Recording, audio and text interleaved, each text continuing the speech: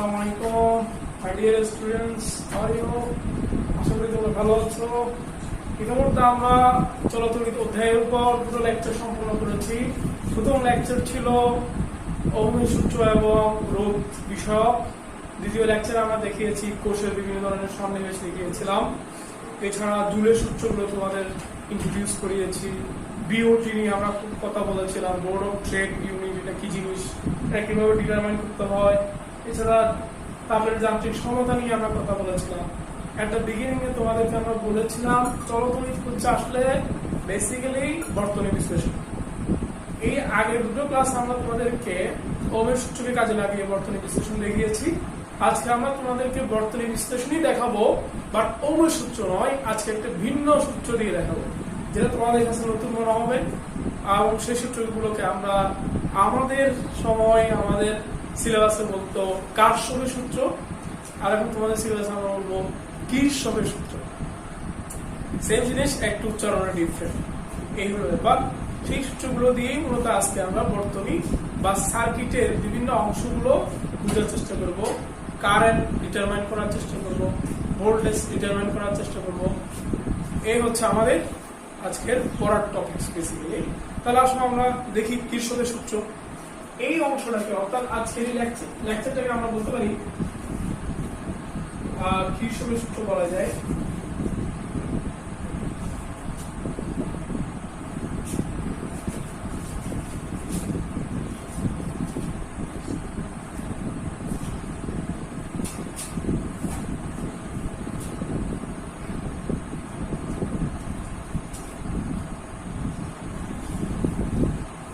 কিরশফের সূত্র তোমরা জেনে নাও। কিরশফের সূত্র দুটো সূত্র আছে, প্রথম সূত্র এবং দ্বিতীয় সূত্র।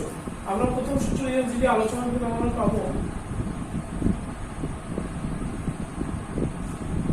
ভেরি ইজি, কথাগুলো খুবই সোজা।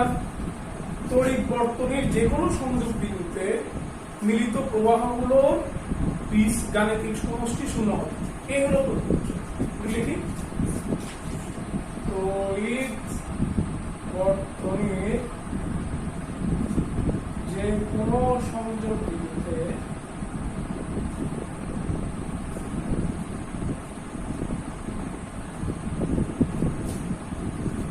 মিলিত প্রবাহগুলোর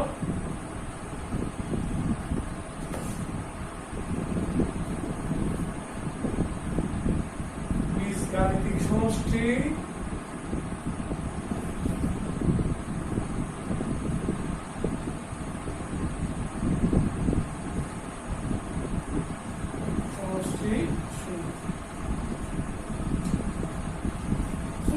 কঠিন কথা নয়, খুবই সহজ কথা। তড়িৎ বর্তনীর যে কোনো সংযোগ বিন্দুতে মিলিত প্রবাহগুলোর বীজগাণিতিক সমষ্টি শূন্য। আমি বলি এগুলো হচ্ছে আসলে সার্কিট অ্যানালাইসিসের এবিসিডি। তোমাদের এগুলো এমনভাবে মুখস্থ করা উচিত যাতে মুখ দিয়ে একদম ঠোঁটস্থ হয়ে যায়, যাতে বলার সাথে সাথেই পুরোটা চলে আসে। এমন ভাবে এই জিনিসগুলো স্টাডি করতে হবে। তাহলে আমরা দেখার চেষ্টা করবো তড়িৎ বর্তনীর সংযোগ বিন্দু মানে কি বুঝায়। আমরা নিশ্চয়ই জানি তড়িৎ বর্তনী কিভাবে আঁকতে হয়, আমরা দেখিয়েছিলাম। ধরনের যদি তিনটা কি থাকে, রোধ থাকে সমান্তরালে যুক্ত, আর তার সাথে যদি একটা ব্যাটারি থাকে এভাবে, তাহলে আমরা কি এই বিন্দুগুলোকে সংযোগ বিন্দু বলতে পারি না? এটা কি সংযোগ বিন্দু নয়? কারণ আমরা দেখতে পাচ্ছি এখান থেকে এই কারেন্ট আইটা এসে এই বিন্দুতে আসবে, আসার পর তিনটা ভাগ হবে। এটা হবে I1, এটা হবে I2, এটা হবে I3, এটা I2, এটা I3। তাহলে আমরা দেখতে পাচ্ছি এই সংযোগ বিন্দুতে I পরিমাণ কারেন্ট ঢুকছে, আর I1, I2, I3 পরিমাণ কারেন্ট বেরোচ্ছে। তাহলে এই সংযোগ বিন্দুকে রেফারেন্স করে, ধরনের কোনো বিন্দুকে রেফারেন্স ধরে আমরা আমাদের এই ফার্স্ট লটা কি করবো, প্রয়োগ করব। তাহলে আমরা ধরুন একটা সংযোগ বিন্দু বিবেচনা করি। আমি দেখালাম সংযোগ বিন্দু কিভাবে হয়। আমরা একটা আমাদের কনভেনিয়েন্ট সহজতর একটা কনভিনিয়েন্ট একটা সংযোগ বিন্দু বিবেচনা করব। বললাম এই সংযোগ বিন্দু দেখাচ্ছি আমরা, এটা একটা সংযোগ বিন্দু। এই সংযোগ বিন্দু ধরলাম I1 I2 পরিমাণ কারেন্ট ঢুকছে, আর I3 I4 I5 পরিমাণ প্রবাহ বের হয়ে যাচ্ছে। তাহলে আমাদের কি বলে, এই যে সংযোগ বিন্দুতে যে প্রবাহগুলো মিলিত হচ্ছে, যারা ঢুকছে আর যারা বের হচ্ছে, তাদের বীজগাণিতিক সমষ্টি কি হবে? শূন্য হবে। এই হলো কথা। তাহলে এই শূন্য হওয়ার ক্ষেত্রে আমরা কি বিবেচনা করবো? তাহলে এখানে যদি আমরা লিখি, এখানে যারা ঢুকছে এরা যদি হয় প্লাস, মনে রাখতে হবে যারা ঢুকছে এরা যদি প্লাস করি, আর যারা বের হচ্ছে এদেরকে মাইনাস দিতে হবে, ভেরি ইজি কমন কথা। তাহলে আমরা লিখবো plus minus I3 plus minus I4 plus minus I5 equal 0। যে কেউ বলবে যে 0 হবে, আমি যদি 0 না লিখি তোমরা বলবে 0 হবে। কেন 0 হবে? কোন একটা দরজা দিয়ে যদি 3টা লোক ঢুকে আর 3টা লোক যদি বের হয়ে যায়, তাহলে ওই জায়গায় আর কয়জন আছে? 0 আছে। 3 জন প্লাস মাইনাস 3 জন মানে কত? 0 হবে। তাহলে ব্যাপারটা এরকম। এই যে সংযোগ বিন্দুতে I1 I2 যদি প্রবেশ করার পর যদি এরা আবার 3 রাস্তা দিয়ে বের হয়ে যায়, তাহলে ওই জায়গায় আসতে হলো 0। এটাই হচ্ছে ফার্স্ট ল। তাহলে আমরা পেলাম তড়িৎ বর্তনীর কোন সংযোগ বিন্দুতে মিলিত প্রবাহগুলোর বীজগাণিতিক সমষ্টি শূন্য। এক্ষেত্রে আমরা যে সংযোগ বিন্দু বিবেচনা করব, সেই সংযোগ বিন্দুতে যারা ঢুকছে আর তড়িৎ প্রবাহ যেগুলো প্রবেশ করছে তাদেরকে প্লাস দ্বারা চিহ্নিত করব, আর যারা বের হয়ে যাচ্ছে তাদেরকে মাইনাস দ্বারা চিহ্নিত করব। এবং এভাবেই আমরা বিভিন্ন বিন্দুতে আমাদের প্রয়োজন মতো এই ফার্স্ট লটা প্রয়োগ করব। এখন আমাদের যাব খুবই ইম্পর্টেন্ট সেকেন্ড ল, দ্বিতীয় সূত্র।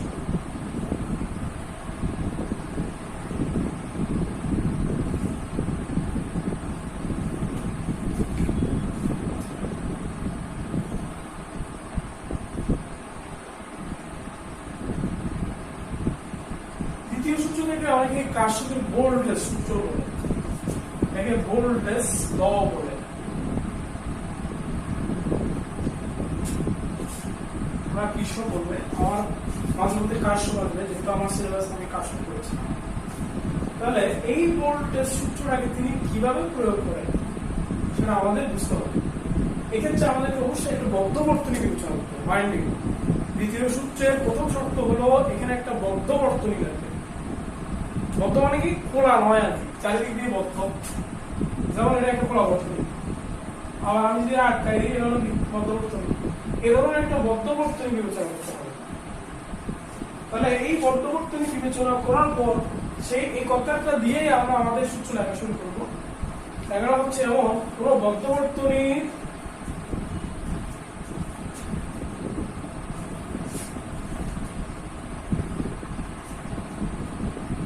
বিভিন্ন অংশের রোধ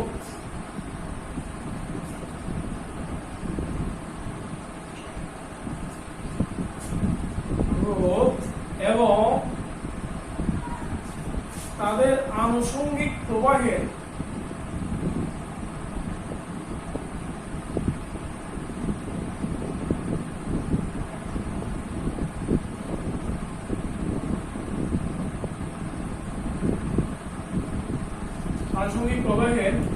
গুণফলের বীজগাণিতিক সমষ্টি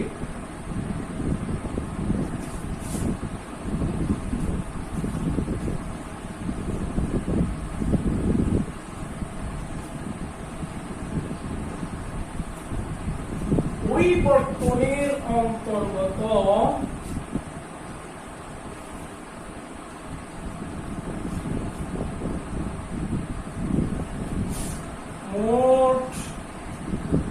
পরিচালক শক্তির সমান।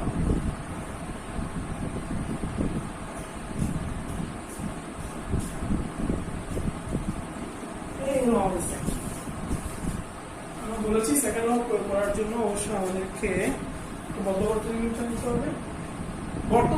বর্তনী বিবেচনা করার পর আমাদেরকে এই সূত্র প্রয়োগ করতে হবে।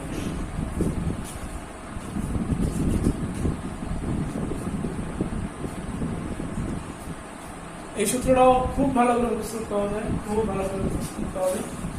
তাহলে আসি আমরা এই সূত্রের প্রয়োগটা একটু দেখার চেষ্টা করবো, আসলে কি প্রয়োগ আমরা বুঝতেছি। দেখি একটু, যেমন আমি যদি একটা বর্তনী বিবেচনা করি বা একটা সিম্পলি বর্তনী বিবেচনা করলাম,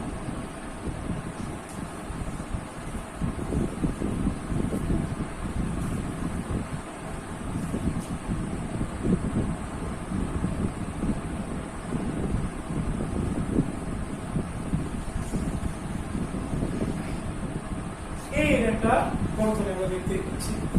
এখানে আমরা একটা পরিচালক শক্তি উৎস প্রয়োগ করলাম। এটা হচ্ছে চাবি, এটা হচ্ছে R1, এটা হচ্ছে কি R2। এই বিন্দুগুলো নাম দিতে পারি আমি এই বিন্দু, এটা বিন্দু। তাহলে আমরা দেখতে পাচ্ছি A এবং B বিন্দুতে আমি সংযোগ বিন্দু বলতে পারি বর্তনী। তাহলে এখানে এই সংযোগ বিন্দুতে I পরিমাণ কারেন্ট আসছে, এর সাথে আর দুটো ভাগ হচ্ছে, একটা I1 একটা I2। আবার এই I1 এবং I2 গিয়ে B বিন্দুতে মিলিত হচ্ছে, গিয়ে আবার তাই হচ্ছে। এইভাবে চলতে থাকে বর্তনীর মধ্য দিয়ে প্রবাহ। তাহলে আমি সংযোগ বিন্দু পেলাম A এবং B, আর বর্তনী কোনটা বলতে পারি জানেন? এখানে আমি আমার ইচ্ছা মতো একটা বর্তনী বিবেচনা করতে পারি। যেমন সেটা হলো কি A, এই যে বলে A R1 B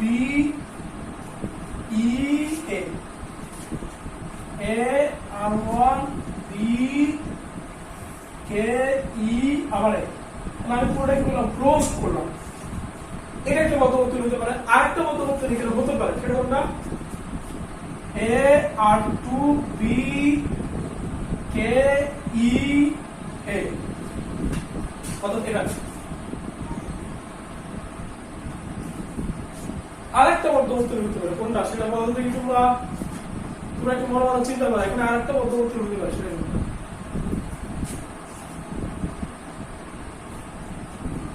এটা একটা বর্তনী হতে পারে। A R1 B R2 A, এটা বর্তনী হতে পারে। তবে মনে রাখতে হবে এই সূত্র প্রয়োগের ক্ষেত্রে বর্তনীর দিকটাকে তোমাদের অবশ্যই মাথায় রাখতে হবে। দিক মানে আমি কি বোঝাচ্ছি, যেমন এই যে আমি A R1 B, আমি এই পথে গেছি, এই পথে যারা যাবে তারা পজিটিভ, এই পথের উল্টো দিকে যারা আসবে তারা নেগেটিভ। দ্বিতীয় সূত্র প্রয়োগের ক্ষেত্রে আমি আবার বলছি, আমি বর্তনীর যে দিকটা বিবেচনা করব, ওই পথে যারা যাবে এরা হচ্ছে পজিটিভ, এর উল্টো দিকে যারা আসবে এরা হচ্ছে কি নেগেটিভ। তাহলে দেখো আমার সূত্র কি, সূত্র আমি এখন একটু প্রয়োগ করব। দেখি আমি একটা বর্তনী বেছে নিই। এখানে আমি লিখবো, এখানে A R1 B E A বর্তনীতে, এই বর্তনীতে আমরা এখন আমাদের সূত্রটা প্রয়োগ করি। সূত্রটা প্রয়োগ করলে কেমন দেখে একটু দেখার চেষ্টা করি বিষয়টা। একটু মনোযোগ দাও, মনোযোগ না দিলে বুঝবা না।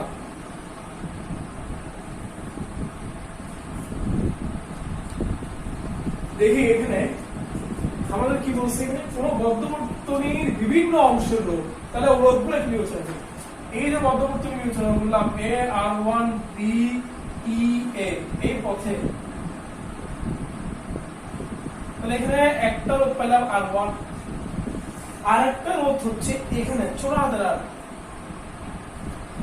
দুটো রোধ পেলাম। তাহলে আমরা কি বলছি, কোন বর্তনীর বিভিন্ন অংশের রোধ এবং তাদের আনুষঙ্গিক প্রবাহ, মানে কি ওই রোধের মধ্য দিয়ে প্রবাহিত প্রবাহ। তাহলে এখানে R1 এর মধ্য দিয়ে প্রবাহিত প্রবাহকে I1, এবং তাদের আনুষঙ্গিক প্রবাহের গুণফলের, তাহলে একটা গুণফল হলো কি I1 R1, পেলাম। আরেকটা রোধ কোনটা? ছোট হাতের আর। সেই ছোট হাতের আর মধ্যে দিয়ে প্রবাহ কোনটা? এই আইটাই। দেখো এই আইটাই বাবু ঢুকলো, দুইটা আবার এখানে এসে মিলিত হয়ে আবার সেই আইটা দিক দিয়ে গেল। তাহলে ছোট হাতের আর মধ্যে দিয়ে আমরা দেখতে পাচ্ছি বর্তনী প্রবাহ আই প্রবাহিত হচ্ছে। তাহলে এখানেও আমি লিখবো আই আর, এটার গুণফল। এবং লিখছি গুণফলের সমষ্টি, এবং যতগুলো গুণফল পাওয়া যাবে সবগুলোর যোগফল সমান। কি বলছি? সমষ্টি ওই বর্তনীর অন্তর্গত মোট তড়িৎচালক শক্তির সমান। এখন দেখতে হবে এই যে আমি বদ্ধ বর্তনী বিবেচনা করছিলাম, সেই বদ্ধ বর্তনীর মধ্যে কোন তড়িৎচালক শক্তির উৎস আছে কিনা, ই যদি থাকে ওইটার সমান। আসলে সূত্রটা খুব কঠিন, এটা এভাবেও বলা যায়। কোন একটা বদ্ধ বর্তনীতে যে যতগুলো ভোল্টেজ আছে সবগুলো ভোল্টেজের যোগফল ওই বর্তনীতে প্রযুক্ত তড়িৎচালক শক্তি সমান। কারণ আয়ার মানে কি? আয়ার মানে তো voltage V, V equal to IR. আমরা জানি ওহমের সূত্র থেকে এটা আয়ার, ভি ভি যোগ করলে প্রযুক্ত তড়িৎচালক শক্তি সমান হবে। কথা বেরিয়েছে? আমরা একবার প্রয়োগ করলাম। তাহলে এখন আমরা আরো কয়েকটা ধরনের নিয়ে প্রয়োগ করার চেষ্টা করব। আমি অবশ্যই তোমাদের লেখার সময় কথাটা মেনশন করতে হবে, তুমি কোন পদ্ধতিতে এটা প্রয়োগ করছো এবং তোমার ডিরেকশন কোনটা, সেটা দিয়েই তোমাকে এই সূত্রটা প্রয়োগ করতে হবে।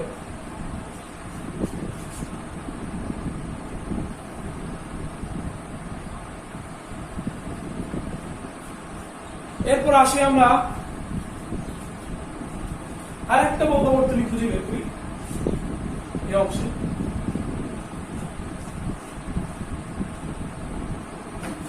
সূত্রটা মুখস্থ করে নাও, মুখস্থ করা থাকলে প্রয়োগ করা খুব সহজ হয়। এখন আসি বদ্ধবর্তনী। আমরা এই পথে গিয়েছিলাম এ আর ওয়ান বি ই এ। এখন আমরা যাবো এ আর টু বি ই এ বদ্ধবর্তনী। লিখি এ আর টু বি ই এ বদ্ধবর্তনী।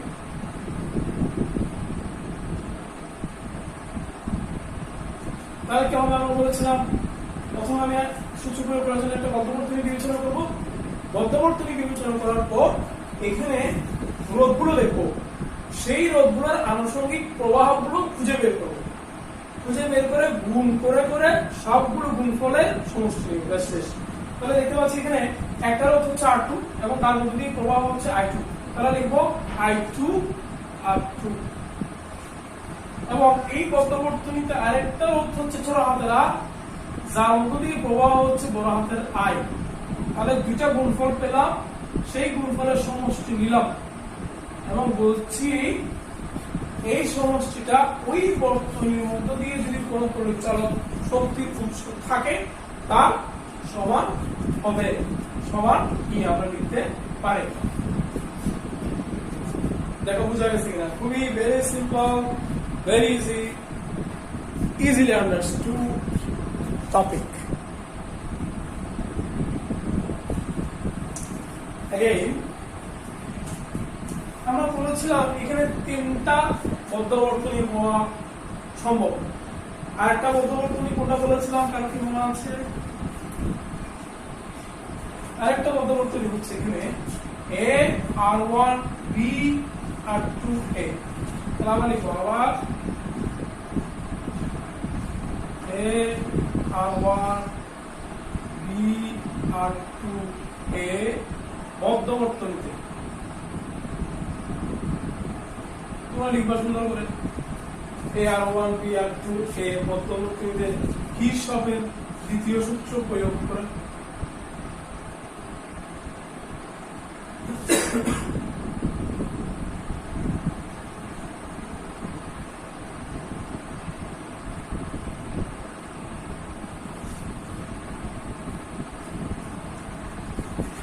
তাহলে প্রয়োগ করলে কি হবে এখন দেখি। তাহলে এই হলো আমাদের, এই যেটা হলো আমাদের পদ্ধতি। ওকে, এখন এই পদ্ধতিতে আমরা দেখতে পাচ্ছি দুটো, একটা R1 এবং R2, এবং খুব মজার ব্যাপার হচ্ছে এখানে কোনো পরিচালক শক্তির উৎস নাই।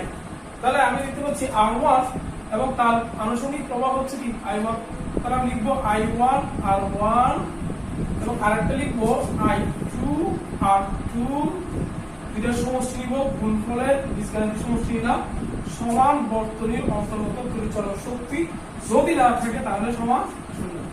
অর্থাৎ কোনো ভোল্টেজ নাই, এখানে কোনো ভোল্টেজের উৎস নাই, এটাই বোঝাচ্ছে। তাহলে আমরা দেখতে পাচ্ছি এই একটা সার্কিট দিয়ে মোটামুটি আমরা তিনটা বদ্ধ বর্তনী খুঁজে বের করে আমরা কিরশফের দ্বিতীয় সূত্র প্রয়োগ করলাম। এখন আমরা সামগ্রিকভাবে এই সূত্রগুলো প্রয়োগ দেখাবো। আমি তোমাদেরকে সাজেস্ট করব, শুনে নাও ভালো করে, আমি তোমাদের সাজেস্ট করব এই ধরনের কোনো একটা প্রবলেম তোমরা 3-4 বার করে মোটামুটি কিরশফের সূত্রটা আয়ত্ত করে ফেলবে, দেখবে কিরশফের সূত্র দিয়ে সলভ করা তোমাদের কাছে সহজ মনে হবে।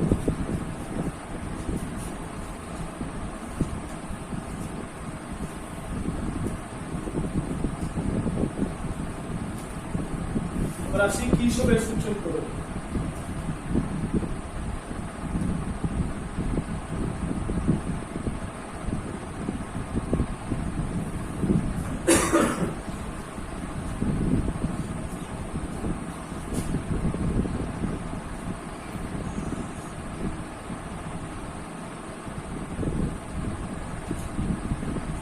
ওই জিনিসটা যেটা দিয়ে এতক্ষণ আমরা কথা বলেছি ওটা নিয়ে প্রয়োগ করবো।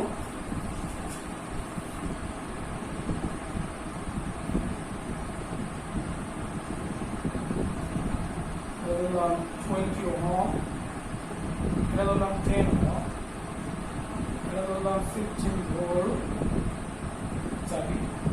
কাজের সুবিধার্থে আমি আর দিচ্ছি না, মানে ছোট হাতের আর আমরা দিচ্ছি না, ধরলাম এখানে আপাতত ছোট হাতের আর নেই। আমাদের টার্গেট হচ্ছে এখানে এই যে বর্তনীটা আই গেল, সে আইটা দুবার বার করে একটা I1 ঠিক I2, আমরা এই I1 এবং I2 মান বের করব। তাহলে আমরা এখন লিখব কি এই ধরনের প্রবলেম দেওয়ার পর আমাদের সচরাচর নিচে বলা থাকবে কিরশফের সূত্র প্রয়োগ করে, কিরশফের সূত্র প্রয়োগ করে I1 I2 এবং I এর মান নির্ণয় করব।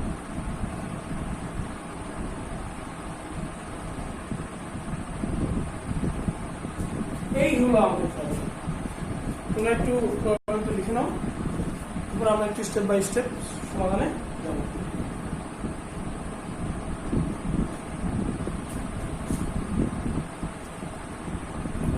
কিরশফের সূত্র প্রয়োগ করে I1 I2 এবং I এর মান নির্ণয়।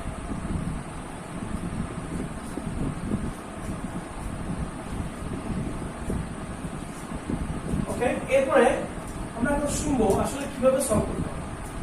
কিভাবে সলভ করতে হয় এটা খুবই ইম্পর্টেন্ট। প্রথম কথা হচ্ছে একটু আমরা 3টা ধাপে অঙ্কগুলো করার চেষ্টা করব। ধাপগুলো একটু জেনে নিই। প্রথম ধাপে আমরা কিরশফের প্রথম সূত্র প্রয়োগ করব, মানে এই কথা আমরা ভুলে যাই।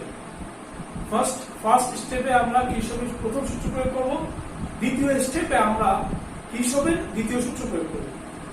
দ্বিতীয় সূত্র প্রয়োগ করার পরে প্রথম সূত্র থেকে প্রাপ্ত সমীকরণগুলো দ্বিতীয় সূত্রে বসিয়ে দিয়ে অপনয়ন বা প্রতিস্থাপন পদ্ধতিতে আমরা যোগ বিয়োগ গুণ ভাগ করে আমরা I1 I2 এবং I1 বের করব।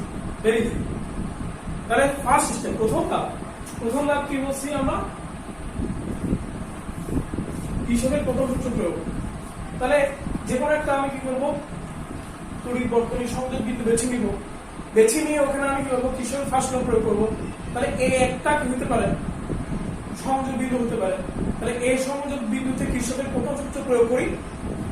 দেখি এই সংযোগ বিন্দুতে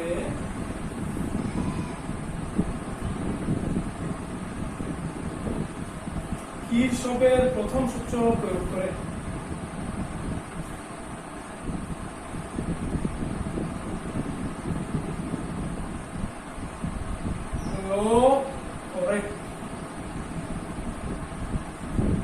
একটু দেখি এখানে I1 হচ্ছে এই বিন্দুতে ঢুকছে, I1 এবং I2 বের হচ্ছে।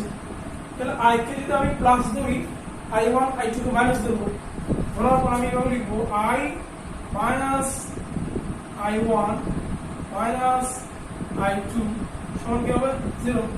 তাহলে আমি লিখতে পারি I সমান I1 প্লাস I2। এটাকে আমরা 1 নম্বর সমীকরণ দিলাম। দেখো তোমরা বুঝেছো কিনা।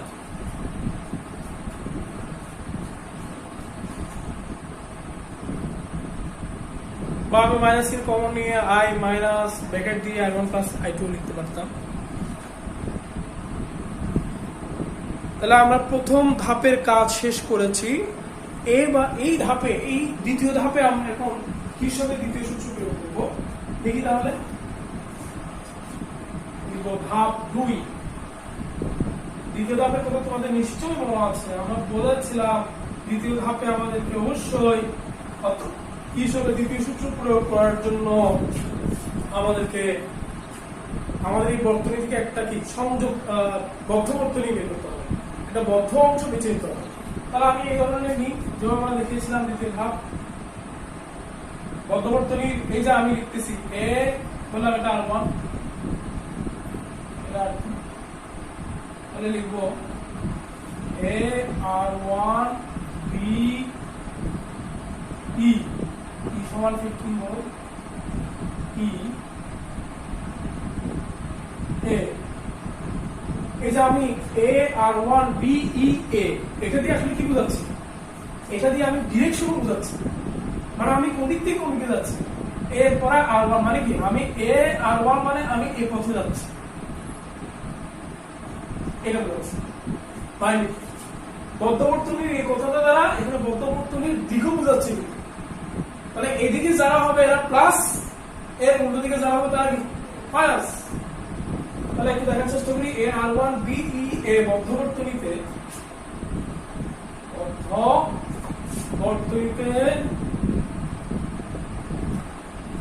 কিরশফের দ্বিতীয় সূত্র প্রয়োগ করে দ্বিতীয় সূত্র প্রয়োগ করে। তাহলে প্রয়োগ করি, এখানে আমরা লিখতে হচ্ছে R1 মানে হচ্ছে 20 আর I1 মানে হচ্ছে কত, I1 মানে I1, এটা আমরা বের করি। তাহলে আমি লিখতে পারি 20 I1, ওকে। এরপরে আচ্ছা এখানে একটু ছোট আকারে রাখি, আমরা ধরলাম 2 হবে, ছোট আকারে দিলাম 2 হবে। তাহলে ছোট আকারের মধ্যে দিয়ে যাচ্ছে I পরিমাণ কারেন্ট। আমি লিখতে পারি I into 2 ইকুয়াল বর্তনীর অন্তর্গত পরিচালন শক্তি। ঠিক আছে, এখানে দেখো দেখি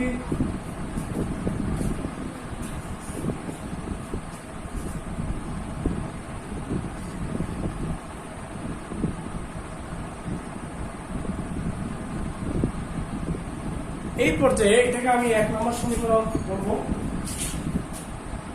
2 নম্বর করব, যেহেতু আগে 1 নম্বর করেছিলাম। দেখো তোমরা লক্ষ্য করো 1 নম্বর সমীকরণে আমরা কি পেয়েছিলাম ওইটা এখানে আমরা বসিয়ে দিলাম।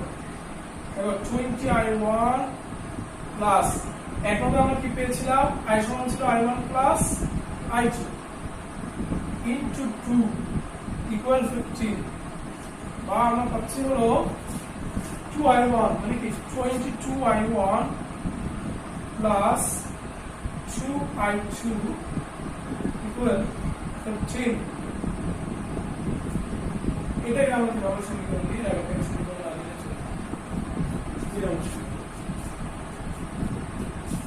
এইভাবে আমাদেরকে আরেকটা সমীকরণ বের করতে হবে শুধু I1 এবং I2 দিয়ে। তারপরে দুটো সমীকরণ পেয়ে গেলে যোগ বিয়োগ গুণ ভাগ করে আমরা খুব সহজে I1 এর মান বের করে নিব। সেই I1 এর মান এর যে কোনো একটাতে বসিয়ে I2 বের করব, ভেরি ইজি। তাহলে এখন আমরা তাহলে আরেকটা বদ্ধ বর্তনী বের করি। আমরা দেখিয়েছিলাম ইতিমধ্যে তোমাদেরকে আরেকটা বদ্ধ বর্তনী সেটা কোনটা হতে পারে, এটা আমরা তৃতীয় ধাপ বলি, এটা আসলে দ্বিতীয় ধাপেরই অংশ। তাহলে আরেকটা কি R1 জায়গায় আমরা জাস্ট আর টু লিখব।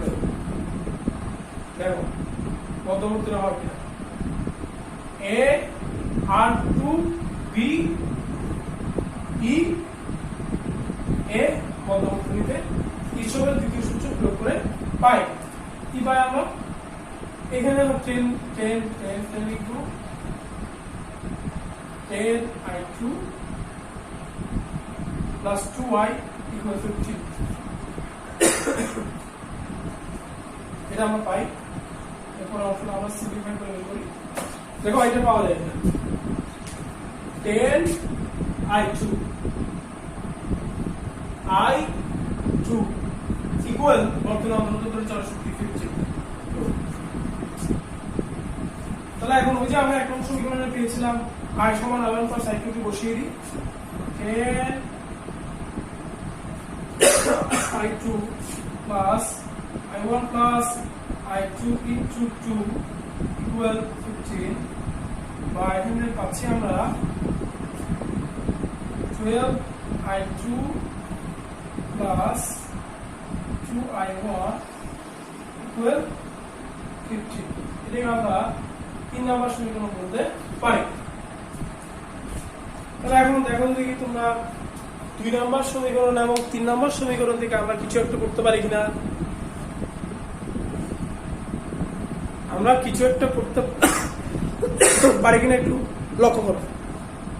তাহলে আমি 2 নম্বর সমীকরণটা একটু পাশে লিখি।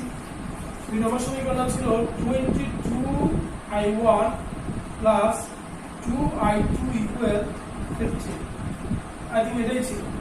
তাহলে এখানে আমরা যোগ বিয়োগ গুণ ভাগ করে কোন একটাকে কিভাবে রিমুভ করতে পারি সেটা কি একটু বিবেচনা করা যাবে।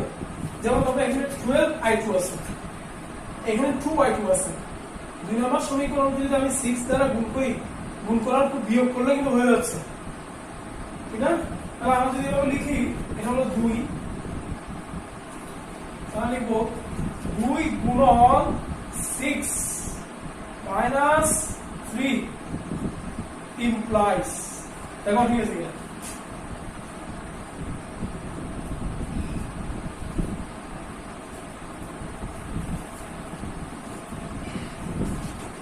তাহলে 2 গুণন 6 মানে কত হবে? এটা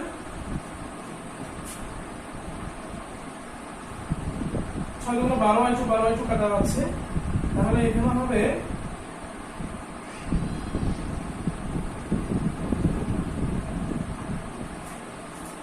132i1 minus 2i1 equal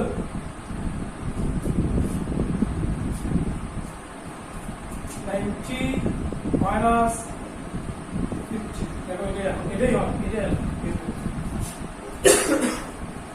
তাহলে আমি লিখতে পারি 130i1 সমান 75। সুতরাং i1 সমান 75 বাই 130 অ্যাম্পিয়ার। অলরেডি আমরা i1 এর মান পেয়ে গেছি। ক্যালকুলেটর দিয়ে তোমরা একটু ঠিক ইয়া করে তোমরা এগুলোকে দশমিক নিয়ে নিতে পারো। 130 কে 1.75 দ্বারা ভাগ করলে কত হবে?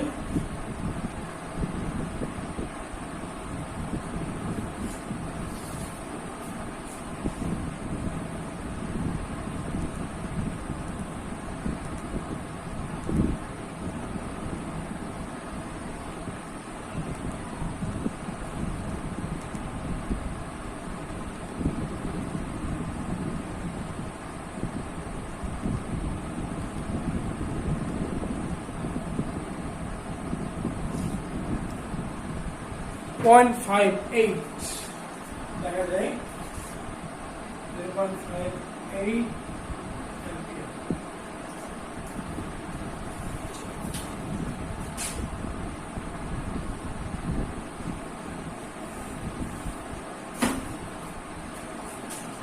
এখন আমরা 2 নম্বরে এই i1 এর মান বসিয়ে অনুক্রমে বের করব। তাহলে 2 প্লাস দেখি, 2 প্লাস 3 প্লাস যেকোনো একটা দিলে হবে। তাহলে 2 প্লাস কি কি ছিল? 22 i1 75 by 130 plus 2 and 2 12 15 8 inch তাহলে এগুলো তো ভেরি ইজি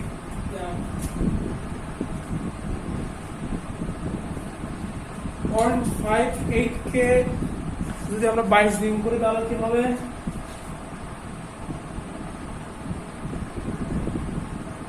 12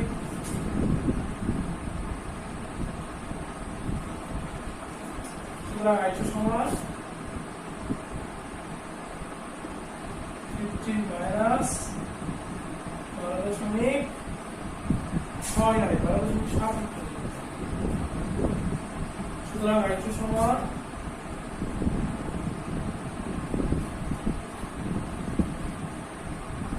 3 by 2 তাহলে কত আসে 2.3 কে 2 দ্বারা ডিভাইড করলে আসবে 1.1 আসবে আশা করতেছি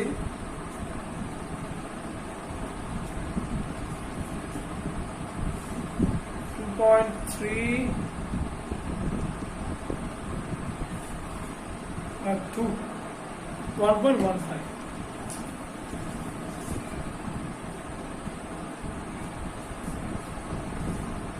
তাহলে I1 পেলাম I2 পেলাম সুতরাং I1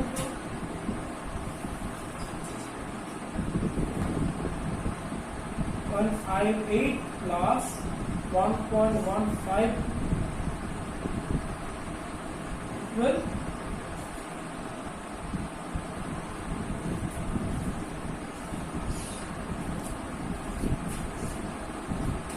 আর 5 13 3 হাতে আছে 1 আছে 6 6 এর 7 1.7 3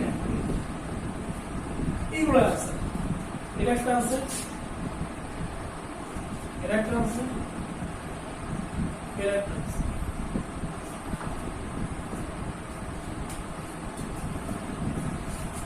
তাহলে এই প্রবলেমটা করার জন্য তোমাদেরকে এই ধরনের একটা প্রবলেমকে ধরে নিয়ে 3-4 বার মুখস্থ প্র্যাকটিস করতে হবে আমরা 3টা ধাপে অঙ্কগুলো করার চেষ্টা করেছিলাম আমি তোমাদের এখানে একটা SW দিব সেই SW কে তোমরা করার চেষ্টা করবে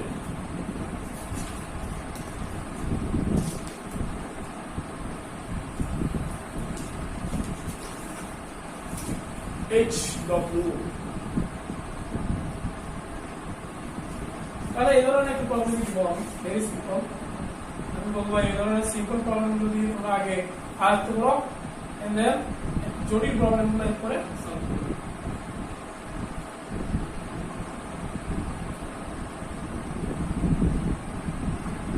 তার 1 এবং 200 ওহম তার 2 150 E সমান বললাম keyboard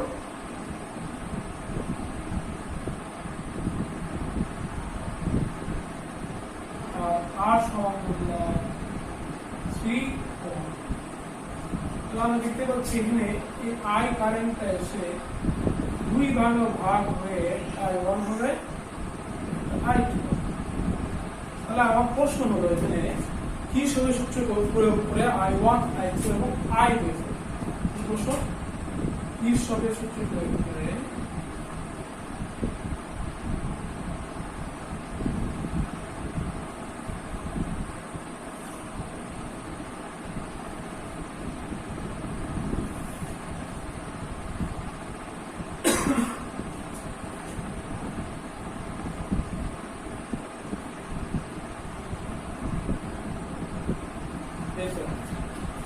এটা হচ্ছে HW1 তাহলে HW আর যেটা আমি এটাকে 1 বলছি HW2 টা 1 HW2 দেখা যাক কারা HW2 টা পারে HW2 তে আমি একটু বেশি করে প্যাচ দিয়েছি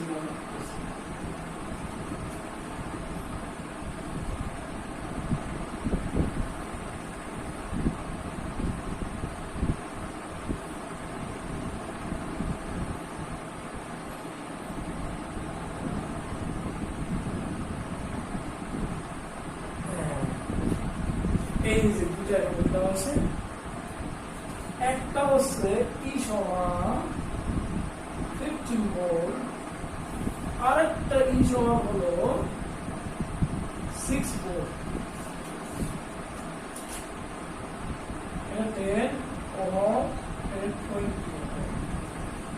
আর এটা হচ্ছে 50 ওহম।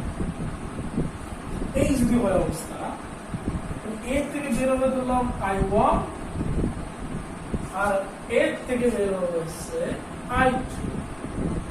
সে I1 I2 এই বিন্দুতে মিলিত হয়ে হবে হচ্ছে I। আবার এখানে এসে আবার মিলিত হয়ে এদিকে চলে যাবে I1, এদিকে I2। প্রশ্ন হলো কিভাবে সূত্র প্রয়োগ করে একই কথা I1 I2 I2।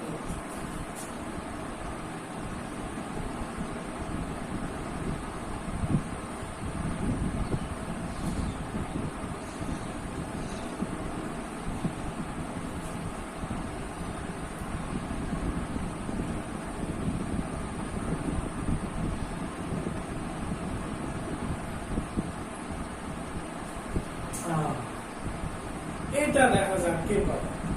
দেখো আমি তোমাদের বলেছিলাম, অলরেডি ইতিমধ্যে আমরা আলোচনা করেছি এই অঙ্কগুলো আমরা কিভাবে সলভ করব। তোমাদেরকে আবার একটু স্মরণ করিয়ে দিতে চাই, এগুলো সলিউশনের নিয়ম কি। সলিউশনের নিয়মগুলো আমরা আবার একটু লিখি। সলিউশনের নিয়মগুলো হচ্ছে ধাপ 1। ধাপ 1 এ থাকবে কি হিসাবের প্রথম সূত্র প্রয়োগ। সেজন্য একটা কি লাগবে, একটা সংযোগ বিন্দু লাগবে, সূত্র প্রয়োগ। ধাপ 2, এই ধাপে আমরা কি বলেছিলাম, এই ধাপে আমরা বলেছিলাম একটা বদ্ধ বর্তনী বিবেচনা করে নিয়ে সেই বদ্ধ বর্তনীকে হিসাবে দ্বিতীয় সূত্র প্রয়োগ করতে হবে। ধাপ 1 এর কতে আমরা বলেছিলাম একটা কি করতে হবে, বদ্ধ বর্তনীতে দ্বিতীয় সূত্র প্রয়োগ।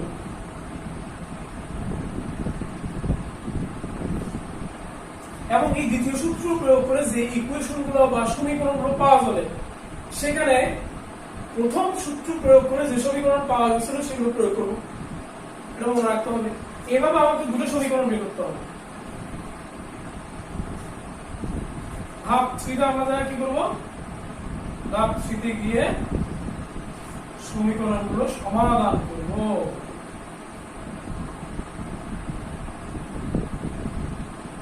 সমাধান করব। এইভাবে যদি আমরা একটু বারবার এক্সারসাইজ করি, তাহলে এই ধরনের প্রবলেম গুলো সলভ করা আমাদের জন্য খুব বেশি কঠিন হবে না।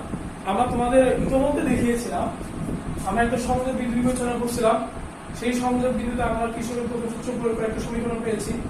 আবার কি করছিলাম, দ্বিতীয় সূত্রটিতে আমরা দেখাইছি দুইটা বদ্ধ বর্তনী বিবেচনা করার পর এখানে আমরা কিশোরের দ্বিতীয় সূত্র প্রয়োগ করে দুটো সমীকরণ পাইছিলাম। সেই দুটো সমীকরণে আমরা ওই যে প্রথম সূত্র হতে প্রাপ্ত সমীকরণগুলো বসিয়ে নিয়ে মোটামুটি দুটো সমীকরণে একই চলক পাওয়ার চেষ্টা করছি, মানে একই চলক বা ভেরিয়েবল। এবং তৃতীয় ধাপে আমরা দেখাইছি কিভাবে যোগ বিয়োগ গুণ ভাগ করে বা অন্য কিছু দিয়ে গুণ করে একই করে বিয়োগ করে কিভাবে সমীকরণগুলো সলভ করে আমাদের আননোন যে চলকগুলোর কথা আমরা বলছি সেগুলোর মান আমরা পেয়েছি। তোমরা এগুলো চেষ্টা করো, সলভ করো। সলভ করে আমাকে আমার মেসেঞ্জারে এই প্রশ্নগুলো যে উত্তরগুলো পাবে সেগুলো পাঠাও।